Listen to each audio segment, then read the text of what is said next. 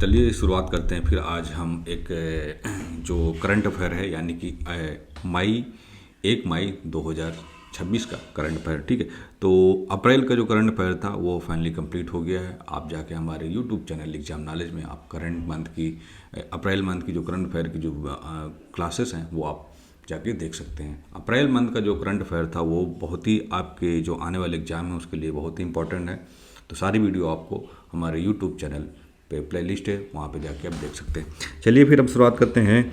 आज का जो हमारा है कि पहला जो क्वेश्चन हम देखते हैं कि भारत के पहले स्वदेशी हेलीकॉप्टर यानी कि भारत के पहले स्वदेशी हेलीकॉप्टर लॉन्च एंटीशिप मिसाइल, ठीक है, लॉन्च एंटीशिप मिसाइल यानी कि नसम एसआर का सफल परीक्षण किसने किया, ठीक है।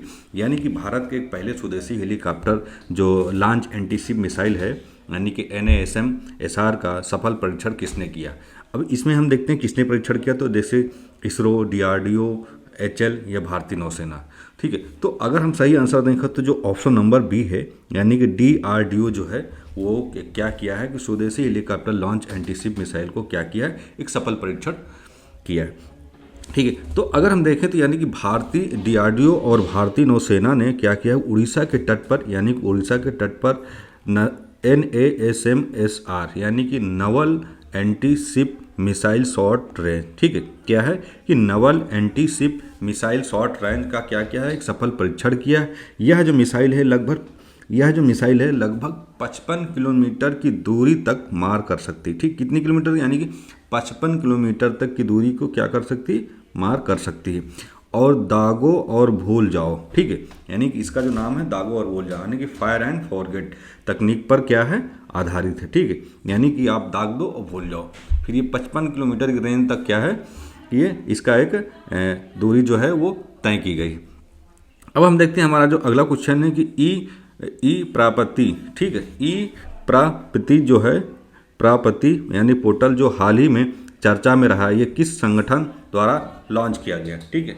यानी कि ई प्राप्ति जो है वो जो पोर्टल है हाल ही में चर्चा में रहा है और ये किस संगठन द्वारा जो है वो लॉन्च किया गया, ठीक है। अब हम देखते हैं जैसे कि इनमें सेबी, RBI, EPFO या नीति आयोग, यानी कि इसमें अगर हम देखें तो 4 ऑप्शन है। तो ये जो ई प्राप्ति है ये ऑप्शन नंबर जो सी है ये, ठीक है, यानी कि EPFO, ठीक है, क्या है, EPFO को क्या है कि संगठन ने क्या किया है, लॉन्च किया है। तो ये EPFO क्या है, तो ये कर्मचारी भविष्य निधि संगठन, ठीक है, यानी EPFO ने ई प्राप्ति पोर्टल को क्या किया है, लॉन्च किया है। इसका क्या उद्देश्य है, तो इसका उद्देश्य ये आधार है कि आधारित प्रमाणीकरण के माध्यम से बंद पड़े इनऑपरेटिव, ठीक है, यानी कि जो बंद पड़े इनऑपरेटिव खातों को क्या है, ट्रैक करना और उन्हें क्या करना, सक्रिय करना यानी कि चालू करना, ठीक है। तो इसका ये एक आधारित उद्देश्य है। अब हम देखते हैं हमारा जो अगला क्वेश्चन है कि हाल ही में वैज्ञानिकों ने किस राज्य में जुगनू की 2 नई प्रजातियां, ठीक है, यानी कि हाल ही में वैज्ञानिकों ने जुगनू की 2 प्रजातियों की क्या है, खोज की है, ठीक है। तो ये किस राज्य में, ठीक है, तो खोज की है, ठीक है। तो ये किस राज्य में खोज की, जैसे कि मणिपुर, मेघालय, सिक्किम, असम, ठीक है। तो अगर हम देखें यानी कि जो जुगनी की जो प्रजातियां हैं, ठीक है, उनकी क्या है, खोज की है। तो अगर हम देखें जो ऑप्शन नंबर बी है, ठीक है, ऑप्शन नंबर बी यानी कि मेघालय, ठीक है, यानी कि मेघालय जुगनू की 2 प्रजातियां जो है मेघालय प्रजातियां हैं, ठीक है, कौन से हमसे, डाइफेनस मेघालयंसर एंड डाइफेनस मावालियनुंग की खोज की है, ठीक है। तो ये जो 2 प्रजाति हैं कहाँ पे, मेघालय में। तो वैज्ञानिकों ने क्या है, मेघालय की पूर्वी खासी पहाड़ियों में जुगनू की 2 नई प्रजातियों की खोज की है, ठीक है। इनके नाम और क्षेत्र एशिया के सबसे स्वच्छ जो गांव है मौलिनंग, ठीक है, क्या है, मौलिनंग के नाम से रखा गया है। किसके नाम से रखा गया है, मौलिनंग के नाम से क्या है, रखा गया है, ठीक है। अब हम बढ़ते हैं अगले क्वेश्चन जो कि 1 मई को दुनिया भर में किस दिवस के रूप में मनाया जाता है, ठीक है। यानी कि 1 मई को ऐसा कौन सा दिवस है जो मनाया जाता है। अब इसमें हम देखते हैं जैसे कि विश्व स्वास्थ्य दिवस, अंतर्राष्ट्रीय श्रमिक दिवस, विश्व प्रेस स्वतंत्रता दिवस या पृथ्वी दिवस, ठीक। तो हर साल यानी कि जो हर साल होता है यानी कि 1 मई को हर साल क्या है कि मजदूर मजदूर डे मनाया जाता है। ठीक है, यानी कि इंटरनेशनल, ऑप्शन नंबर देखें तो अगर ऑप्शन नंबर जो है बी, यानी कि अंतर्राष्ट्रीय श्रमिक दिवस जो है वो हर साल 1 मई को क्या है मनाया जाता है। ठीक है, तो हर साल क्या है कि हर साल 1 मई को मजदूरों के अधिकारों और उनके योगदान के सम्मान में इंटरनेशनल लेबर डे मनाया जाता है। ठीक है, किसके, उनके मतलब जो लेबर मजदूर हैं उनके सम्मानों के लिए क्या है इंटरनेशनल लेबर डे जो है वो मनाया जाता है। ठीक, अब हम देखते हैं हमारा जो अगला क्वेश्चन कि भारत पोस्ट पेमेंट बैंक, ठीक, भारत पोस्ट पेमेंट बैंक ने हाल ही में किसके लिए एक विशेष बचत खाता जो है वो लॉन्च किया है। ठीक है, यानी कि भारत पोस्ट में पेमेंट बैंक आईपीबीपी ने हाल ही में किसके लिए एक विशेष जो खाता है वो क्या है लॉन्च किया है। तो अगर हम देखें यानी सूक्ष्म उद्यमियों के लिए, स्वयं सहायता समूहों के लिए, कॉलेज छात्रों के लिए, केवल वरिष्ठ नागरिकों के लिए, तो इसमें जो है यानी कि वो 4 ऑप्शन दे रखे हैं। तो अगर हम सही आंसर देखें तो जैसे कि स्वयं सहायता समूह जो हो यानी कि SHG। ठीक है, तो अगर हम देखें तो जो ऑप्शन नंबर बी है, ठीक है, SHG, ये इसका सही आंसर होगा। यानी कि स्वयं सहायता समूहों के लिए भारत पोस्ट पेमेंट बैंक ने हाल ही में एक विशेष बचत लॉन्च किया है। वो कौन सा है, वो स्वयं सहायता समूहों के लिए जो है वो लॉन्च किया है। ठीक है, अब हम देखते हैं कि IPPB ग्रामीणों क्षेत्र में वित्तीय समावेशन को बढ़ावा देने के लिए स्वयं सहायता समूहों यानी सेल्फ हेल्प ग्रुप के लिए एक डिजिटल बचत खाते की क्या शुरुआत की है। ठीक है, यानी कि IPBP ने ग्रामीण क्षेत्रों में वित्तीय समावेशन को बढ़ावा देने के लिए स्वयं सहायता समूहों यानी कि सेल्फ हेल्प ग्रुप्स के लिए एक डिजिटल बचत खाते की क्या है शुरुआत की है। ठीक है, तो अब हम देखते हैं हमारा जो अगला क्वेश्चन है कि किस देश में प्लेटिपस, ठीक है, यानी कि किस देश में प्लेटिपस के प्राचीन जीवाश्मों की खोज की गई है, जिससे पता चलता है कि प्राचीन प्लेटिपस के दांत होते थे। ठीक है,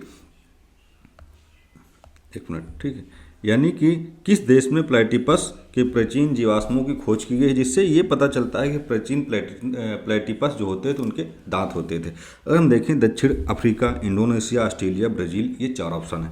तो अगर हम देखें इसका जो सही आंसर होगा वो होगा ऑप्शन नंबर सी, यानी कि ऑस्ट्रेलिया देश में प्लेटिपस प्राचीन जीवाश्म की खोज की गई, जिससे ये पता चलता है कि जो प्राचीन प्लेटिपस थे उनके दांत होते थे। इससे क्या है कि दक्षिण ऑस्ट्रेलिया में वैज्ञानिकों के एक प्राचीन प्लेटिपस प्रजाति के जीवाश्म मिले हैं।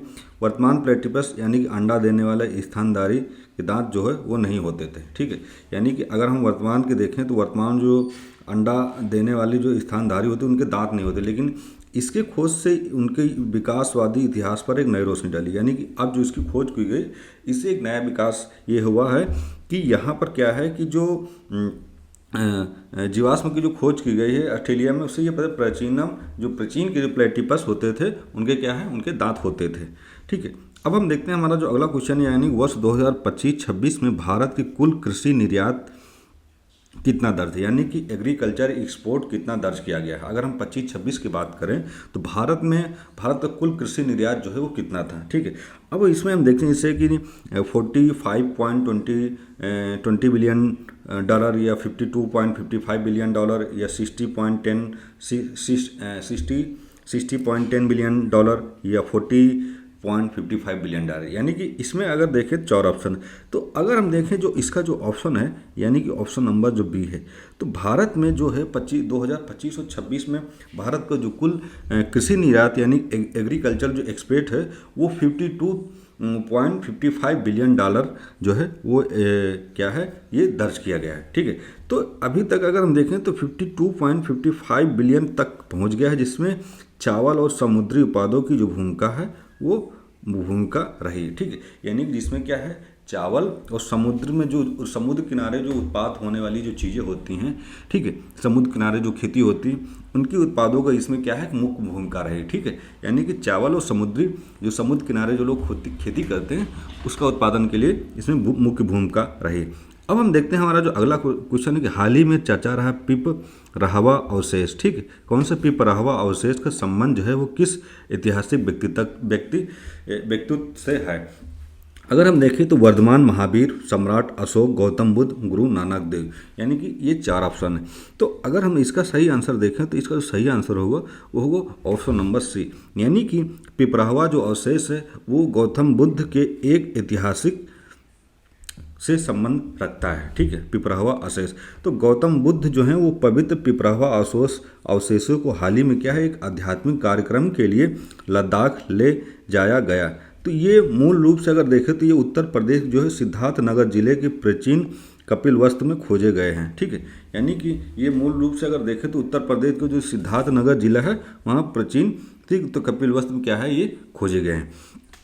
अब अगर हम बढ़ते हैं अगला आगे तो किस वैश्विक वित्तीय फर्म भारतीय शेयर बाजार यानी इक्विटी मार्केट की रेटिंग देखें तो घटाकर क्या है, अंडर वेट कर दिया गया है। ठीक, अंडर वेट कर दिया गया है। तो किस वैश्विक वित्तीय फर्म ने भारतीय शेयर बाजार यानी इक्विटी मार्केट की जो रेटिंग को घटाकर अंडर वेट कर दिया गया। अगर हम देखें Goldman Sachs, JP Morgan, HSBC, Morgan Stanley. ठीक है, तो ये देखें तो ये हमारे जो हैं 4 ऑप्शन है।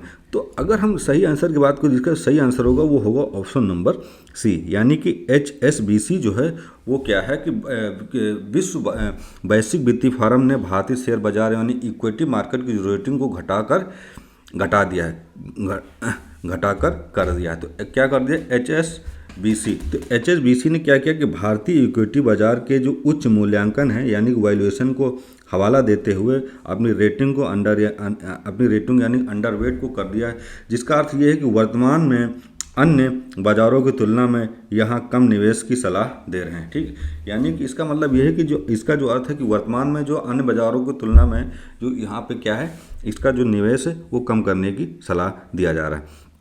अब हम बढ़ते हैं अगला जो क्वेश्चन है कान्हा टाइगर रिजर्व। ठीक है, कान्हा टाइगर रिजर्व है जहाँ हाल ही में कानाइन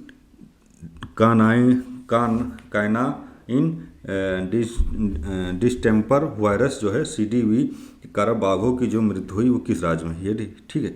यानी कि अगर हम देखें कान्हा टाइगर रिजर्व जो है वो हाल ही में चर्चा का विषय रहा, जहां हाल ही में क्या है कानाइन डिस्टेम्पर वायरस के कारण क्या है कि बाघों की जो है वो मृत्यु हो गई।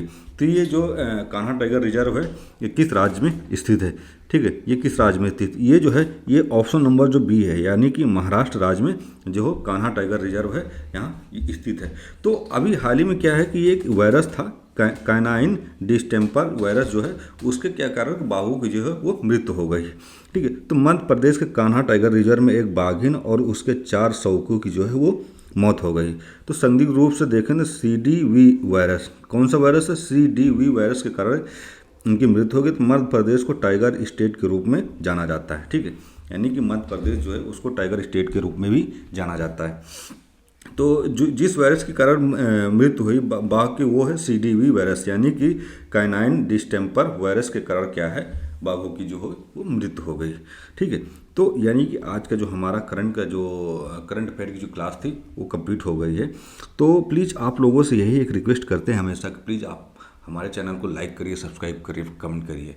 ठीक है, आपका लाइक और सब्सक्राइब और कमेंट हमारे लिए बहुत महत्वपूर्ण मायने रखता है, क्योंकि एक हमें एक अंदर से एक मोटिवेशन होता है कि चलिए कम से कम रिस्पांस मिल रहा आप लोगों का। तो बहुत बहुत धन्यवाद। फिर मिलेंगे हम अगले वीडियो के साथ। जय हिंद, जय भारत।